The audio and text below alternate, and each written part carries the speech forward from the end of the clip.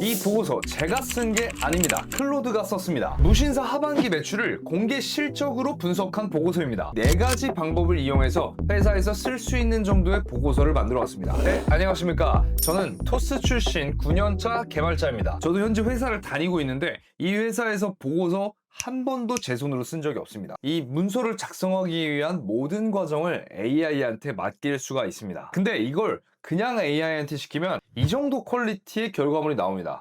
이건 회사에서 못 쓰거든요. 그에 반해 몇 가지 처리를 거치면 이 정도의 결과물이 나옵니다. 어때요? 회사 보고서로도 손색이 없죠? 아마 여러분들 중 많은 분들께서 이미 보고서를 한번 만들어 보셨을 겁니다. 근데 막상 결과를 받아보면 뭔가 이상한데? 싶은 경우들이 훨씬 많았을 거예요. 뭐 말투도 이상하고 데이터도 이상하고 문체나 서식이 맞지 않는 경우도 있었을 겁니다. 결국 우리가 직접 회사에서 쓰려면 특정 원하는 포맷이 있거든요. 그거에 안 맞으면 아무리 이쁘게 만들어봤자 의미가 없습니다. 그래서 이번 영상에선 여러분의 회사에 딱 맞는 정확한 보고서가 나올 수 있게 하는 방법에 대해서 얘기를 해볼까 합니다. 실제 회사에서 적용할 수 있게, 여러분의 업무에 바로 쓸 수 있게 설명드려보겠습니다. 핵심 원리는 하나입니다. AI 보고서가 회사에서 안 통하는 이유는 AI를 써서가 아닙니다. 그냥 막 시켜서 안 통하는 거예요. AI 잘 쓰는 사람들은 절대 그냥 보고서 써줘라고 안 합니다. 그 앞에 딱 4가지를 합니다. 첫 번째, 내 과거 보고서랑 회사 양식을 클로드한테 먼저 먹입니다. 두 번째, 그 말투를 이렇게 써 라고 하고 고정을 시켜줍니다. 세 번째, AI가 지어낸 숫자랑 실제 팩트랑 검증을 합니다. 네 번째, AI가 못하는 판단을 내 몫으로 뽑아내서 정리합니다. 이 4가지를 실제 예시들과 함께 어떻게 하는지 설명드려보겠습니다. 자, 그럼 이제 본격적으로 실습을 하기 전에 아니 요새 AI 많이 좋아졌는데 그냥 시키면 진짜 그렇게 티가 나나? 라고 생각하실 수 있습니다. 무신사 2026 하반기 매출 전략 보고 써줘. 자, 그럼 이렇게 보고서를 만들어 줬습니다. 데이터는 잘 조사해서 넣어준 것 같아요. 근데 제가 원하는 포맷이 아닙니다. 그리고 저희 팀에서 가지고 있는 관심사가 아니에요. 여기는 회사잖아요. 우리 팀이 가지고자 하는 목표의식이랑 주로 봐야 하는 지표들이 있을 텐데 그 지표들이 하나도 드러나 있지 않은 겁니다. 마치 되게 열정이 높은 인턴이 모든 뉴스 기사 분석해서 결과값을 가져온 거에 더하지 않습니다. 그래서 우리가 하반기에 뭘 해야 되는데? 어떤 상품을 어떻게 팔아야 되는 건데? 라는 답답함밖에 안 나오는 상황이 되는 겁니다. 자, 그러면 이 인턴한테 과연 어떻게 해야지 우리가 원하는 결과값을 얻을 수 있을까요? 그 1단계는 바로 먹이기입니다. 신입이 들어오면 우리가 회사 양식부터 주잖아요. 우리 회사는 이렇게 씁니다 하고 예시를 보여주게 되면 이런 정보들이 필요하구나, 이런 포맷으로 맞춰야 되는구나 이해한 다음에 그 인턴분도 계속 적응을 해 나갈 겁니다. 클로드도 똑같습니다. 아무것도 안 주고 시키니까 그냥 대중적인 일반 AI 말투로 쓰는 거예요. 그러니까 이런 상황에서 제 과거 보고서를 매겨야지만 개선할 수 있게 되는 겁니다. 그래서 이 3가지 보고서를 따라락 매겨놓고 시켜보겠습니다. 파일 그대로 클로드에게 업로드를 해놓고 이 문서에서 내 문장 길이, 자주 쓰는 표현, 문단 구조와 격식 수준을 분석해서 정리를 해줘. 앞으로 이 형식을 따라서 보고서를 작성해야만 해. 이 클로드 인턴 친구가 제가 전달해준 보고서들을 기반으로 분석해서 개선하는 작업을 진행할 겁니다. 자, 보세요. 지금 분석하고 있습니다. 제가 표현하지 못했었던 내용에 대해서도 분석을 해주고 있어요. 인턴이 들어온다고 해서 제가 이거 종결 방식이 3가지로 섞이니까 그거에 맞춰서만 작성해 라고 얘기는 하지 않았을 것 같거든요. 그냥 이거 3가지 보고서 본 다음에 비슷하게 만들어 와 라고 얘기했을 것 같은데 클로드는 정확하게 포맷에 대해서 분석을 하고 패턴을 뽑아내고 있습니다. 이렇게 되면 클로드는 단순한 AI가 아닙니다. 제 글버릇을 아는 AI예요. 항상 제가 써야만 하는 형태로 보고서를 작성해 줄 수 있게 되는 건데요. 자, 그럼 이제 2단계로 넘어가 보겠습니다. 여러분의 문체 톤을 고정해야 되는 차례가 왔습니다. 1단계가 분석이면 2단계는 잠그는 차례가 필요합니다. 이렇게 클로드가 분석을 했다고 하더라도 여러 번 반복하다 보면은 AI 말투로 어느샌가 돌아가게 되어 있거든요. 사람도 특정 매뉴얼을 정확하게 만들지 않아 놓으면은 계속 실수하고 반복하고 돌아가는 것처럼 말이죠. 자, 그럼 다음과 같이 명령을 해보겠습니다. 지금 분석한 스타일로 아까 작성했던 보고서를 다시 작성해줘. 첫 번째, 그 과정에서 할 수 있습니다 같은 모호한 표현은 빼고 단정하게 써. 그리고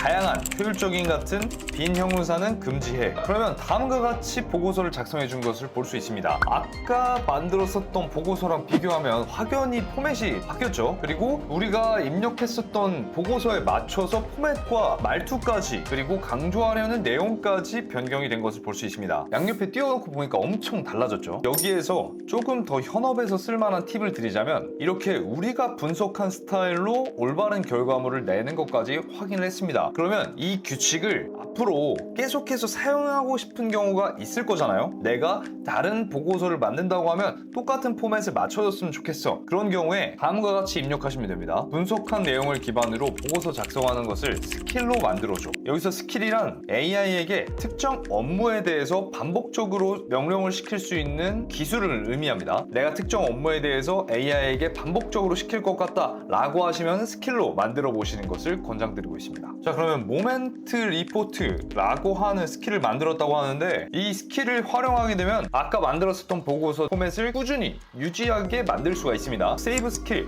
버튼 눌러주시면 이렇게 저장이 됩니다. 저장이 되는 것들은 여러분의 클로드 계정 안에 스킬즈에 추가가 되어 있을 예정이라서 모멘트 리포트 형식으로 보고서 만들어줘 라고 요청하시기만 하면은 같은 포맷으로 재생성을 하실 수 있을 겁니다. 자, 그러면 이렇게 포맷까지는 맞춰봤는데 여기 안에 작성되어 있는 데이터들은 과연 신뢰할 수 있을까요? 이 3단계에서는 팩트 검증이 필요합니다. 여기부터 정말 중요한 게 이 보고서를 진짜 회사에 가져갔다고 쳐볼게요. 근데 데이터가 이상해. 근데 사람들이 이걸 신뢰하고 의사 판단을 하게 되면 엄청나게 큰 문제가 생길 수가 있습니다. 여기 적혀져 있는 데이터들은 클로드가 자발적으로 인터넷에 검색해서 가져온 데이터들을 짜맞춰 놓은 거에 가깝거든요. 구글 검색을 통해서 얻어낸 데이터들, 즉 뉴스 기사에 나와 있는 수치들만 가지고 만든 겁니다. 그럼 이 데이터들은 내부 데이터가 아니잖아요. 자, 이런 상황에서 제가 무신사 내에서만 가지고 있는 내부 데이터가 있다고 해보겠습니다. 이 데이터 전혀 사실이 아닙니다. 그냥 제가 임의로 만든 거예요. 전 무신사와 아무런 관련이 없음을 미리 밝힙니다. 자, 그러면 이 내부 자료를 클로드한테 첨부를 해놓고 다음과 같이 명령을 해보겠습니다. 내가 준 자료를 이용해서